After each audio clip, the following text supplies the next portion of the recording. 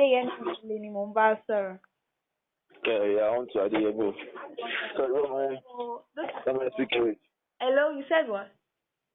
I said, what am I speaking with? Okay, this is from Ayangbemmy Surprises, and Wow. got a call from somebody special to you to wish you a happy birthday. So, Wow. in a Wow. number, you can hear it very, very clearly.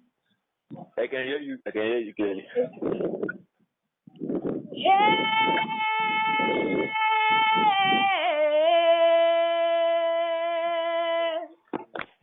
Ayangbemmy Sọ́ládé ọba pèdèpèdè.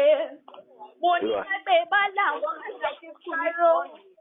Àlàyé aláhùn kọ̀ọ̀kan wò lékeléke aláhùn kẹfù.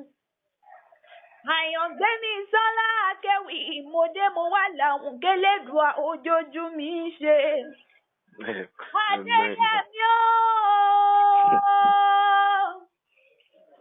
Adéyẹmí ooo, mo ní bílé ló bá wà ní Owódé, ẹ̀kúnlé ló bá wà ní Owódé, yàrá ló bá wà ní owó gangan lé. Oníkú ní ìṣọjọ́ bí rẹ̀ kò ní dọjọ́ ẹkún láti Elédùmarè ọba. Ikú ní bá ń bẹ lóde fún ọ. Ẹ̀rọ bá ń bẹ lóde àyà fún ọ. Ìbànújẹ́ ní bá ń bẹ lóde Adéyẹmí. Ìbànújẹ́ ní bá ń bẹ lóde àyà fún ọ. Mo ní ọmọ bá wìrìwìrì lẹ́nu ní Adéyẹmí Omele. Bẹ́ẹ̀ ni mo rírì rẹ náà ní ẹni tó mọ rírì rẹ lókè tí Ayangbemmy Sọ́lá akéwì. Ẹ̀bùn lọ́mọ olúwa náà ní ẹ̀bùn olúwa ní wá bá ń jẹ. Arẹwà lọkùnrin ni. Thank you. Eyín funfun tó dádáke náà ló fi tawọ́ yọ. Arẹwà lọkùnrin tí ń fojoojúmọ́ ṣiṣẹ́ ààfin. Mo níròyìn rẹ ti tó mi létí wọ́n ní bó o ṣe ń ṣe fún nílé náà ló ń ṣe fún àlejò Adéyẹmí oníwàásù. Thank you. Mo gbọ́ Adéyẹmí ológun àgbà mo gbọ́. I can hear you. Ẹnu mi ó yá káre lé àwọn bàbá rẹ̀. Ẹ̀bùn olúwa ní Ayangbemmy Sọ́lá akéwì bàbá délé àwọn bàbá rẹ̀. Méjì wọn lọ́mọ wọn nílùú Ọ̀kà Kókó. Ọmọ àpòrúwẹ̀ ẹkùn ńlá gorí òkè ṣùgbẹ́ ogun kógun ọ̀dọ̀ lójú kan yín. Ẹni bá dúkọ níbùdó ẹni náà ìṣẹ̀ṣẹ̀ ni ẹbọra ọmọ aréyìn jájọ́ ọmọ Ọ̀kà Kókó ọlọ́kà arúfin. Ondo ẹ̀kí mọ̀ fún o. Ọmọ ajájá kẹ́ríkẹ́rí ọmọ ọ̀jàjà ń jájá bẹ́ẹ̀ kọ̀tẹ́lẹ́ òjàjá mọ́ ọ̀jàjà ń jájá sóhun la ó máa kí ọ nílé àwọn bàbá tó kí ọ lọ́mọ. Ìrè ni wọ́n ń kí ìran bàbá rẹ̀ ọmọ alágbẹ̀dẹ. Alágbẹ̀dẹ kan ò jẹ́ gbowó lọ́wọ́ bàbá tẹ̀yìn ọmọ awúlé wo ọmọ ìyá ológun ọmọ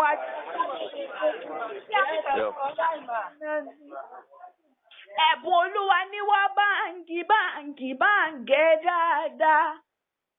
Ó ní wá báǹgì ayọ̀ ọkàn mi ni, ẹni bí ọkàn mi ni, ìdùnnú mi ni, ọkọ mi ni. Ó ní báǹgì joy giver mi ni, love of my life mi ni, ó ní báǹgì dáadáa. Olúwa ní wọ́n wá tẹ́wọ́ àdúrà kó o máa ṣàmì. Okay. Ìwé yìí náà kò mà ní dọ́dún àṣemọ láṣẹ Elédùmarè ọba. Àmín Jésù. Lọ́yẹ̀ ọdún àṣẹwò dájú Mari mo ní ọdún èyí kò ní dọ́dún àṣemọ láṣẹ Elédùmarè ọba. Amen. Ọdọọdún nìkan kò lọ́gbọ̀n. Mo ní òfin mò ń ṣe lójú ara rẹ o.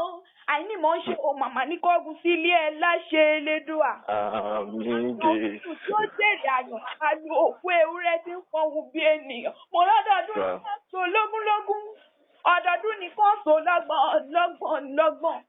Ọdún kan ò pánijé ká má ṣe rọ́mọ òbí lórí àtẹ. Àṣàmọ́dún ọlọ́lá èlé. Amen.